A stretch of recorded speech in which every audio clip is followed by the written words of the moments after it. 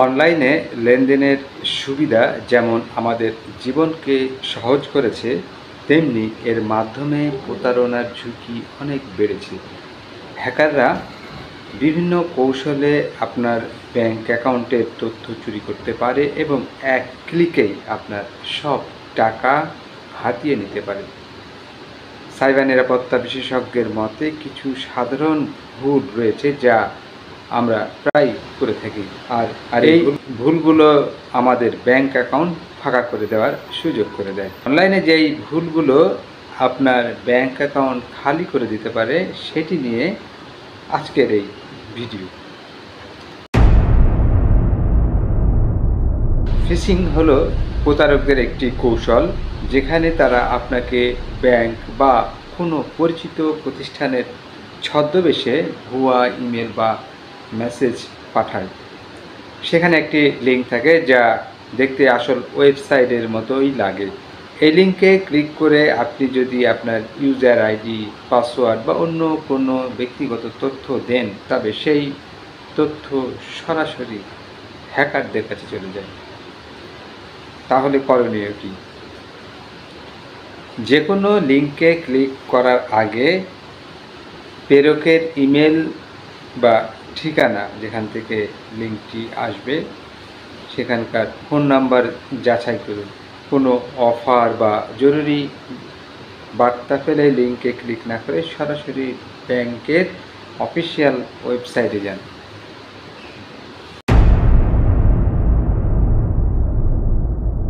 Free public wifi ব্যবহার করা খুবই ঝুঁকিপূর্ণ।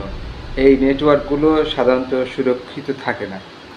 হ্যাকাররা সহজে এই নেটওয়ার্কের মাধ্যমে আপনার ফোনে প্রবেশ করতে পারে এবং আপনার ব্যাংকিং যে তথ্য থাকে সেই তথ্য চুরি করে নিবে। করণীয় কি? জরুরি ব্যাংকিং লেনদেন বা কেনাকাটার জন্য পাবলিক ওয়াইফাই ব্যবহার থেকে বিরত থাকুন। এর বদলে আপনার ফোনের নিজস্ব মোবাইল ডেটা ব্যবহার করুন, কারণ তা অনেক বেশি সুরক্ষিত। আপনি যদি এমন কোনো ওয়েবসাইট থেকে কেনাকাটা করেন যার ঠিকানা এরকম http/ এরকম দিয়ে শুরু হয়, তবে সেই সাইটটি সুরক্ষিত নয়। সুরক্ষিত ওয়েবসাইটের ঠিকানা https/ দিয়ে শুরু হয় এবং তার পাশে একটি তালাবদ্ধ আইকন থাকে। এই এস মানে হলো সিকিউর বা সুরক্ষিত। লেনদেনের আগে ওয়েবসাইটের ঠিকানাটি কি দিয়ে শুরু হয়েছে সেটি যাচাই বাছাই করুন এবং তা সঠিক কিনা সেটি নিশ্চিত করুন।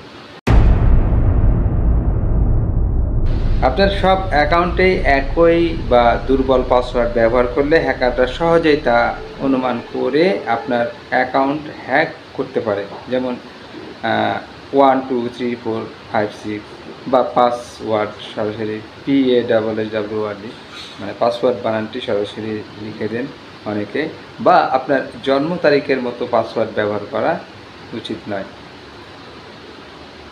করণীয় হচ্ছে প্রতিটি অ্যাকাউন্টের জন্য আলাদা আলাদা শক্তিশালী পাসওয়ার্ড ব্যবহার করুন, যেখানে অক্ষর, সংখ্যা এবং প্রতীক যেমন @ এসব চিহ্ন মিশ্রণ করে পাসওয়ার্ড ব্যবহার করুন। ব্যাংক কখনোই আপনার ফোন বা ইমেলের মাধ্যমে পিন নম্বর, CVV নম্বর বা OTP জানতে চাইবে না। যদি কেউ আপনাকে ফোন করে বা মেসেজ পাঠিয়ে এই তথ্যগুলো জানতে চায়, তাহলে বুঝবেন তিনি একজন প্রতারক। করণীয় হচ্ছে আপনার ব্যক্তিগত ব্যাংকিং তথ্য কখনোই অপরিচিত কারোর সঙ্গে শেয়ার করবেন না। এই সহজ সতর্কগুলো মেনে চললে আপনি অনলাইনে অনেকটা নিরাপদ থাকতে পারবেন। ধন্যবাদ সকলকে। আমাদের এই ভিডিওটি যদি আপনার ভালো লাগে অবশ্যই লাইক করবেন, শেয়ার করবেন এবং কমেন্ট করে আমাদেরকে আপনার মতামত জানাতে ভুলবেন না। ধন্যবাদ।